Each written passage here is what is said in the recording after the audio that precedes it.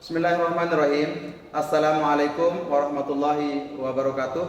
Salam sejahtera untuk kita semua. Perkenalkan, nama saya Muksan. Saya adalah salah satu dosen di program studi pendidikan olahraga dan kesehatan Fakultas Ilmu Olahraga dan Kesehatan Masyarakat di Universitas Pendidikan Mandalika. Pada kesempatan ini, saya akan menjelaskan deskripsi mata kuliah yang saya ampu, yaitu mata kuliah pembelajaran renang 1 yang terdapat pada semester 1 dengan bobot 2 SKS. Deskripsi mata kuliah. Mata kuliah pembelajaran renang merupakan mata kuliah wajib yang terdiri dari teori dan praktik. Selain mengikuti perkuliahan ini, mahasiswa diharapkan mampu berenang dan memahami secara teori serta mampu memimpin jalannya perlombaan. Dalam kuliah teori akan membahas mengenai sejarah perkembangan renang, renang gaya bebas, gaya punggung, peraturan standar kolam, dan perwasitan.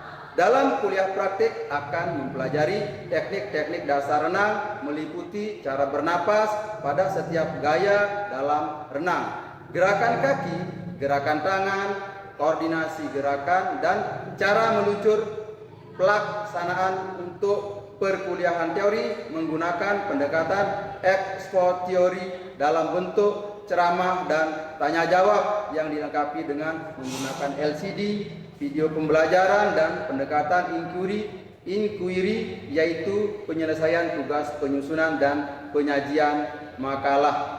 Kemudian review buku untuk kuliah praktik menggunakan pendekatan komando saintifik. Kemudian capaian pembelajaran yang diharapkan di sini yaitu yang pertama adalah mahasiswa mampu mendeskripsikan pengetahuan tentang sejarah renang, teknik-teknik dasar renang, dan peraturan standar kolam renang. Kemudian yang kedua, mahasiswa mampu menerapkan teknik-teknik dasar renang. Kemudian selanjutnya yang ketiga, mahasiswa mampu menerapkan IPTEX keolahragaan dalam peningkatan keterampilan teknik-teknik dasar renang. Yang keempat, mahasiswa mampu menguasai keterampilan teknik-teknik dasar renang dan melakukan evaluasi terhadap keterampilannya. Kemudian bobot penilaian yang saya lakukan di sini adalah yang pertama adalah presensi, yaitu terkait dengan kehadiran, kemudian bagaimana adab sopan santun mereka di dalam perkuliahan. Kemudian yang selanjutnya adalah tugas, yaitu dengan bobot 30%. Kemudian UTS yaitu 20%, kemudian UAS ada 30%, dan satu lagi ada UAS praktik yang menjadi keseluruhan penilaian dalam pembelajaran renang 1. Kemudian hasil evaluasi ini saya informasikan melalui aplikasi WhatsApp grup bahwa nilai sudah bisa dilihat di Siakat, sehingga mahasiswa yang mendapat nilai yang kurang baik bisa melakukan remedial sesuai dengan kalender akademik yang sudah ditentukan. Berikut ini saya akan tampilkan simulasi pembelajaran di kelas untuk pertemuan 3, yaitu renang gaya bebas. Bismillahirrahmanirrahim. Assalamualaikum warahmatullahi wabarakatuh. Waalaikumsalam warahmatullahi wabarakatuh. Kapan semuanya? Alhamdulillah. Oke. Ini kita akan lanjutkan lagi pertemuan kita yang keempat ya. Ini pertemuan kita yang ketiga ya. Kita akan membahas tentang renang gaya bebas. Oke. Sambil ini presensi tolong diisi ya. Supaya tidak mengganggu pekerjaan kita. Oke. Materi kita kali ini adalah tentang renang gaya bebas. Tentu pada awal pertemuan kuliah kita sudah membahas terkait dengan bagaimana sejarah perkembangan olahraga renang itu sendiri, baik di dunia maupun di Indonesia. Ya, baik. Lanjut ya. Karena kita bahas tentang pengertian, apa sih itu berenang dan apa itu renang? Di sini ada dua kata yang berbeda. Ya, yang pertama berenang. Berenang adalah gerakan suatu bergerak di air dan biasanya tanpa perlengkapan bantuan. Ya, tanpa perlengkapan atau buatan atau bantuan. Jadi dia berenang saja. Ibarat kalau bebek, misal kata ya bebek. Ada nggak yang bilang itu bebeknya renang? Ada nggak yang bilang begitu? Pasti dia bilang bebeknya berenang. Dia tidak mengatakan renang. Karena Karena bebek berenang ya berenang saja tanpa menggunakan apa-apa ya secara alami saja mereka berenang. Begitu juga dengan hewan-hewan yang lain yang memiliki kemampuan untuk berenang, bukan berenang, ya, bukan berenang. Oke, kemudian renang itu sendiri apa? Apa renang itu sendiri? Ya? Renang adalah olahraga yang mengembangkan kecepatan renang dalam berenang. Nah, sudah masuk ada kata atlet. Ya, renang itu dilakukan oleh atlet, bukan hanya atlet sebenarnya. Ya, bukan hanya atlet, tetapi oleh orang biasa juga, tetapi dia sudah melibatkan ada apa ini? Ada buatan, ada perlengkapan buatan. Ya, ada perlengkapan buatan. Seperti apa? Ada juga kalau kita dalam apa namanya les renang itu ada kata-kata. Ya, itu fungsinya untuk memberikan pembebanan pada kaki. Sehingga ketika dia dilatih untuk itu pembebanan itu ketika dilepas itu dia semakin cepat ya karena kakinya. Begitu juga ada yang digunakan di telapak tangan. Ya, kemudian ada juga yang dijepit di selangkangan. Itu semua membantu dalam proses bagaimana dia melakukan renang dengan bagus. Ya, dan bisa dibedakan di antara berenang dengan renang. Ya, berenang itu tanpa menggunakan bantuan, sedangkan renang itu sudah merupakan cabang olahraga. Dia sudah menggunakan gaya. Ya, ada gaya. Bagaimana? Ya sudah mulai profesional. Ya, oke, oke baik. Renang gaya bebas. Oke. Renang gaya bebas itu apa? Renang dengan posisi dan menghadap ke jadi seperti ini. Seperti ini. Ya, dia tertutup di permukaan air. Ya, itu yang dimaksud dengan renang dengan menggunakan gaya bebas. Sebagaimana kita ketahui bahwa renang itu ada beberapa gaya. Cuma yang kita bahas kali ini adalah renang bebas. Jadi bisa dilihat ya di gambar ini ya. Dia tidak masuk ke dalam air, tapi hanya sebagian badannya masuk ke dalam air, kemudian sebagian juga berada di atas permukaan air. Ya, itulah yang disebut dengan renang gaya bebas. Ya.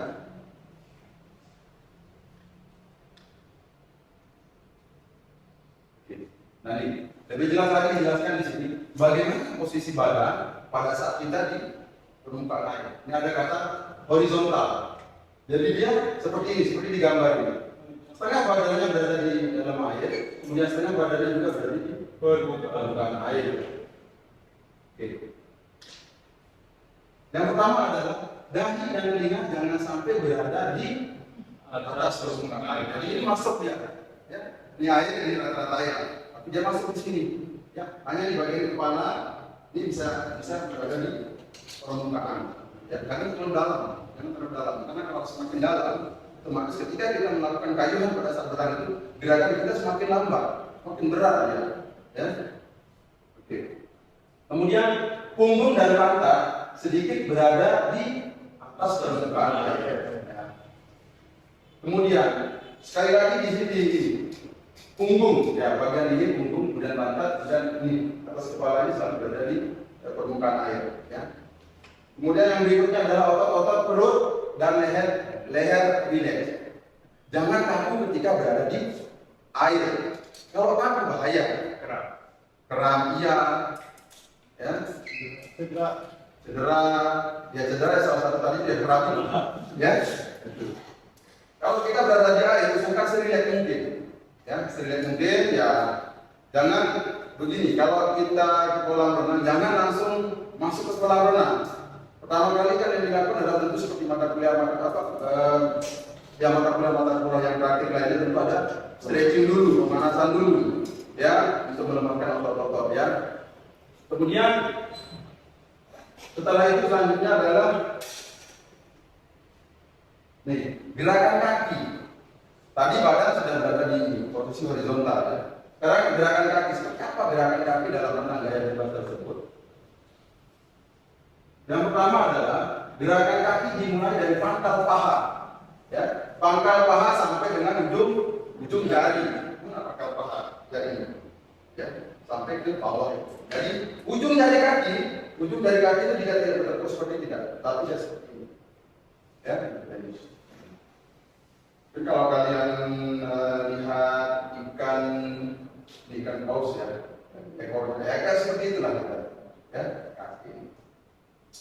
Oke, kemudian lanjut. Pada waktu gerakan kaki ke bawah harus disertai cambukan dari pergelangan kaki. Ya. Nyambungnya begini, ya. Yang memberikan lecutan, memberikan daya dorong sehingga kita berpindah tempatnya semakin ke depan, semakin ke depan. Ini gerakan kaki, ini baru gerakan kaki saja ya. Jadi belum lagi dibantu dengan gerakan tangan, baru gerakan kaki saja. Kemudian selanjutnya gerakan kaki ke atas dilakukan lemas, rileks, jangan sampai keluar dari permukaan air. Kalau percikan air nggak apa-apa pada saat di kolam, percikan air nggak apa-apa. Tetapi kalau terlalu ke atas begini kaki kita, dia tidak memberikan kekuatan apa-apa, dia tidak memberikan daya dorong apapun itu, ya akan semakin melambat ya nanti. Ya, jangan terlalu dalam dan jangan juga terlalu ke atas, ngambang. Ya. Itu ya. Kemudian gerakan kaki ke atas dan ke bawah dilakukan secara bergantian. Ya, oke. Secara bergantian maksudnya ya tidak ini aja, kanan aja, ada kiri saja, tetapi seperti ini ya gerakan kaki, ya seperti ini.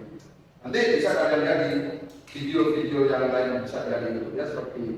Jadi mulai dari ini pangkal paha sampai ke ujung jari, semuanya berfungsi untuk memberikan daya dorong secara maksimal, ya. Begitu juga kalau atlet-atlet yang sudah profesional itu sudah tradisional, kita lihat hitungan gerakan kakinya itu, ya, makin cepat ya. Oke, lanjut. Yang berikutnya adalah gerakan tungkai. Yang pertama, tungkai digerakkan dari pangkal paha, sekali lagi dari pangkal paha. Ya. Dan selanjutnya lutut dan pergelangan kaki melentur, rileks, lemas, jangan kaku. Jangan kaku. Sekali kalau kita kaku pada saat berada di kolam renang, yang memang sering sekali terjadi adalah cedera, kerak itu sering terjadi. Ya. Kemudian ujung jari kaki lurus.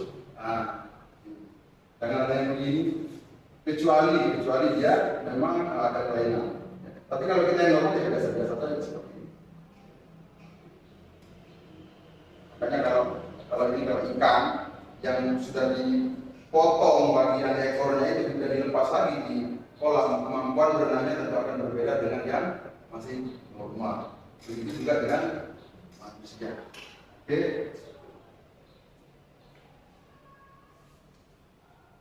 Oke, ini ada gerakan 2 atau 4 atau 8 gerakan tungkai yang 2 gerakan tangan, ya, lengan. Jadi maksudnya begini, ketika kita sekali kayak begini, ya, ini kaki sudah bergerak berbagai kali ini, lebih cepat ya pergerakannya. Itu maksudnya.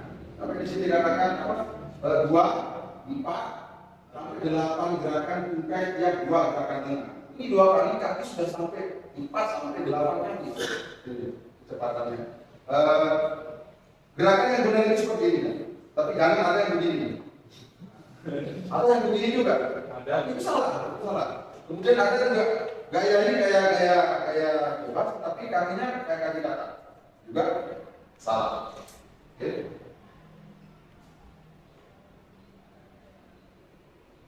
Ya. Berikutnya gerakan dengan, ya. Oke, yang pertama adalah gerakan menarik. Bagaimana gerakan menarik? Dari mana? Dari seperti ini gambar yang mana ini? Ini ada yang kita pakai. Ini dia sudah berada di tengah, tangannya kanan ini. Dia sudah berada di tengah seperti ini. Ini narik. Udah ini dorong. Ini narik ini masuk ke depan, baru kemudian ditarik begini, lewat pusat begini. Tapi terus. Lalu gerakan yang kedua yaitu gerakan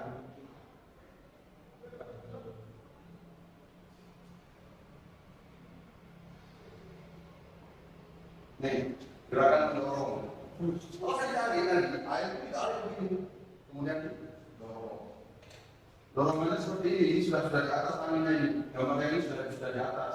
Nah, akan menunjukkan gerakannya seperti ini, ya. Gerakan selanjutnya istirahat atau recovery. Dia sudah mulai lihat seperti dia ngambil napas ini, ngambil napas seperti ini, ya. Mengambil napas itu boleh dia ke kiri, boleh dia ke kanan, ya. Tetapi yang umum kita lihat pada perenang-perenang yang sudah profesional itu, mereka lebih banyak menggunakan kanan. Nah, kecuali untuk kalau dia tidak, baru dia begitu. Dan jarang sekali kita lihat atlet itu, ketika dia melakukan berenang itu, kemudian mengambil napas ke kiri dan ke kanan. Jarang sekali, bahkan hampir tidak pernah melihat. Kalau saya, ya, karena kebanyakan atlet itu mengambil napas ke kanan saja, itu yang paling banyak. Ya. Bisa dilihat. Dan usahakan pada saat mengambil napas itu jangan terlalu ke atas juga, jangan terlalu ke atas, tapi sedikit saja, ya, sedikit saja. Ya. Nih, bagaimana cara pernapasan? Ya, bagaimana cara pernapasannya? Dilakukan dengan memutar kepala ke arah samping kanan atau kiri, seperti yang saya jelaskan tadi itu, tergantung dari kebiasaan tersebut. Ada beberapa orang memang yang bisa ke kiri, tetapi umumnya orang kanan mengambil napas. Ya, karena ngambil napas begitu.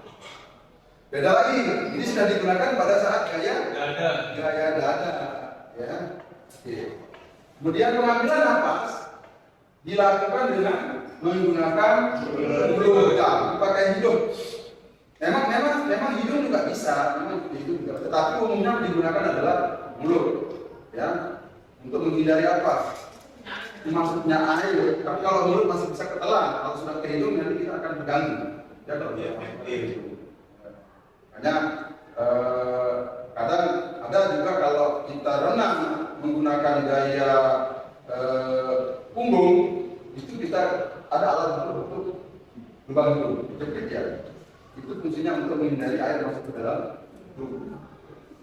Selanjutnya adalah di pengeluaran napas dilakukan dengan sedikit demi sedikit melalui mulut sampai pada saat mulut kita kembali ke permukaan air. Jadi hanya sedikit saja. Masuk lagi, ya. Kan? Masuk lagi, ya. Usahakan kalau yang pemula, ya. Pemula itu kadang-kadang sudah 4 kali dia ayunan tangan, baru dia ngambil nafas sekali. Itu masa pembelajaran. Tapi kalau yang sudah profesional itu pun kadang mereka 1 kali ayunan tangan cepatnya ambil nafas lagi karena tenaga memang diporsir di situ, sehingga mereka juga butuh mengambil nafas. Ya.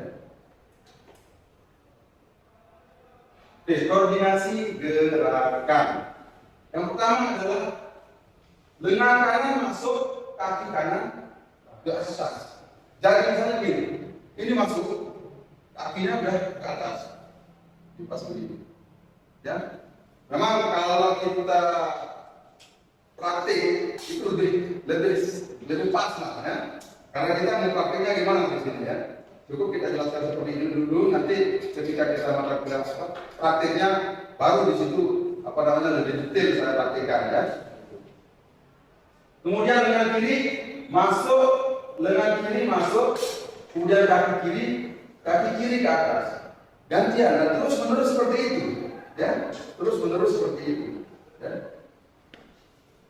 Kemudian berikutnya adalah koordinasi dikatakan baik apabila menghasilkan gerakan maju ke depan dengan lancar dan ajak. Ya lancar dengan ajak, stabil, tapi tidak terlalu cepat, tidak terlalu pelan, seperti itu. Jadi itu yang bagus. Ya, jangan misalnya mau cepat nyampe, kebut dari awal, tiba-tiba nyampe pertengahan sudah. Beda, tapi kalau dengan atlet ya sudah profesional. Tapi kalau kalian kan hanya sekedar kita mengantarkan kalian supaya bisa menjadi seorang guru pendidikan olahraga di sekolah yang untuk mengajarkan siswa. Tapi tidak menutup kemungkinan sih juga bisa menjadi seorang pelatih nanti dengan cara ikut pelatihan berwasita dan lain sebagainya. Ya. Oke, kita lanjut dengan gerakan meluncur. Ya. Setelah kita kuasai beberapa tadi, ada gerakan selanjutnya, yaitu bagaimana meluncur itu. Ada latihan meluncur itu bisa kita lakukan melalui dalam kolam. Ya. Ada juga yang dari atas ini dikatakan luncuran pasif atau meluncur dengan gerakan pasif. Ya. Tetapi kalau ini luncuran aktif, dia sudah mulai menggunakan awalan dan dia berdiri di box tempat-tempatan. Ya. Mungkin kalau pernah lihat workshop yang tahun kemarin, ya, itu bisa dilihat. Dan sampai saat ini yang kolam renang yang terbaik di Nusa Tenggara Barat yang kita punya, yaitu di kolam renang Dewi Anjani. Oke. Jadi ini ya. Oke. Ada yang bertanya sekarang. Dari sekian banyak paparan yang sudah saya paparkan, materi yang sudah saya paparkan, ada nggak yang ingin ditanyakan kira-kira terkait dengan materi kita sekarang ini? Silakan ya. Oke, ya, silakan. Bukan namanya. Assalamualaikum warahmatullahi wabarakatuh. Waalaikumsalam warahmatullahi wabarakatuh. Nama saya Muhammad Berkiris ini, asal dari Kota Bima. Baik, saya akan bertanya, bagaimana dengan orang yang berkebutuhan khusus? Apakah sama perlakuannya dengan yang normal, Pak? Oke, baik. Terima kasih atas pertanyaannya. Pertanyaannya luar biasa. Jadi kita tidak bisa memungkiri bahwa ada manusia yang terlahir dengan sempurna, normal dengan fisik yang tanpa cacat. Tetapi ada juga saudara-saudara kita yang memang lahir dengan punya kecacatan. Ya, ada cacat bawaan dari lahir dan ada memang cacat karena faktor kecelakaan. Nah, yang umum ditanyakan ini adalah yang faktor cacat bawaan. Ya, dari lahir dia sudah cacat seperti itu. Jadi begini. Ketika dulu memang untuk orang-orang yang renang berkebutuhan khusus itu tidak diperhatikan.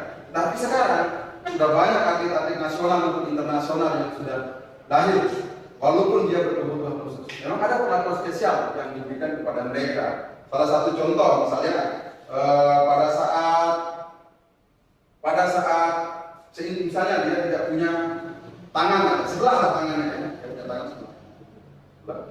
Maka dia akan menggunakan tangan sebelahnya juga untuk berpegangan pada saat misalnya dia akan melakukan renang gaya punggung. Tetapi kalau dia menggunakan renang gaya bebas, dia masih bisa meluncur. Misalnya kalau dia tidak punya kaki, Pak, kalau dia tidak punya kaki, pasti dipegang sama ada tim yang membantu untuk memegang dia. Ya, ketika dia akan melakukan luncuran tersebut. Ya, begitu juga misalnya kalau dia tidak punya tangan dan tidak punya kaki juga ada perlakuan. Adik-adik nanti bisa lihat di YouTube. Ya, karena waktu tidak bisa tampilkan di sini, nanti bisa lihat di YouTube. Ada perlakuan khusus yang diberikan kepada atlet-atlet yang berkebutuhan khusus. Yang namanya khusus berarti spesial juga perlakuan yang diberikan. Ya, seperti itu. Dah, bisa dipahami? Selanjutnya. Izin, Pak. Assalamualaikum warahmatullahi wabarakatuh. Waalaikumsalam warahmatullahi wabarakatuh. Perkenalkan, nama saya Kevin Rizky Amelia dari Mataram. Izin bertanya Bapak, banyak yang saya lihat di media sosial maupun TV, banyak sekali orang yang fobia terhadap kolam renang, Bapak. Ini, nah pertanyaan saya itu, bagaimana cara menghilangkan rasa fobia di dalam kolam renang, Bapak? Oke, baik. Pertanyaannya bagus sekali juga ya. Panggilan Bapak Rizky, panggilannya Kiki ya. Oke, baik. Ya, memang ada beberapa, bukan hanya di televisi dan sebagainya, tapi di mahasiswa sendiri juga ada yang fobia terhadap kolam renang. Mungkin karena di tempat tinggalnya dia itu tidak pernah melihat kolam renang, bahkan tidak pernah pergi diajak mandi ke kolam renang yang luas. Mungkin dulu pada saat dia di desa dia hanya lihat kolam-kolam kecil saja lah, sungai lah ya. Begitu dia lihat kolam yang begitu luas kayak kolam renang kita yang Dewi Anjani kan begitu luas, standar nasional, standar internasional bahkan ya, gitu. Sudah punya prioritas, kaget. Gimana saya ini? Jadi caranya begini, kita dengan memberanikan diri, jangan takut. Itu dulu intinya, jangan tetapi jangan ceroboh, tetap waspada. Tentu dengan ada pendampingan, ada yang mendampingi kita pada saat kita ke kolam renang. Makanya disitulah peran dan fungsi sebagai dosen untuk memberikan pemahaman kepada mahasiswa bahwa di kolam renang ini aman kita, ya? Dan dipastikan kalian tidak tenggelam, dengan tinggi badan kalian tidak jelas. Sehingga orang tersebut atau kalau mahasiswa tersebut punya keyakinan kuliah. Kalau saya hanya berdiri saja, saya juga tidak tenggelam. Apa yang saya mesti harus takut? Jadi kalau sudah tanamkan rasa yakin, percaya di dalam hatinya, udah pelan-pelan rasa fobia itu akan hilang. Gitu kan? Jangan takut dengan kolam renang, karena ilmu berenang itu adalah salah satu ilmu yang diwariskan oleh nenek moyang kita untuk bertahan hidup di dunia ini. Ya, bayangkan dulu kalau tidak bisa berenang, ya bagaimana kita bisa bertahan hidup?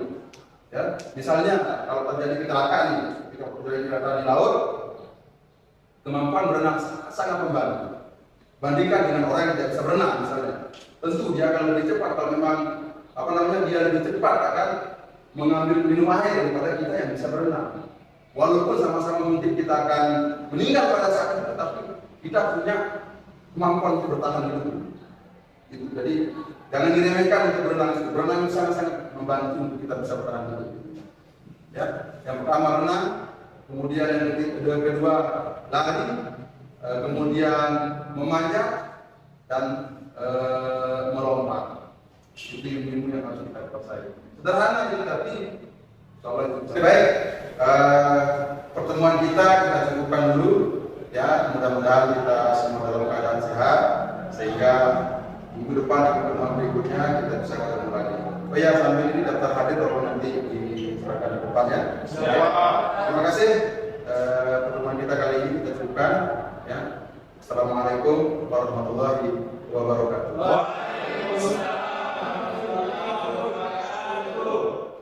Demikian simulasi singkat pembelajaran ini, semoga bermanfaat di bidang pendidikan dan pengajaran yang saya lakukan di Fakultas Ilmu Keolahragaan dan Kesehatan Masyarakat di Universitas Pendidikan Mandalika. Atas perhatiannya saya ucapkan terima kasih dan salam sukses. Wassalamualaikum warahmatullahi wabarakatuh.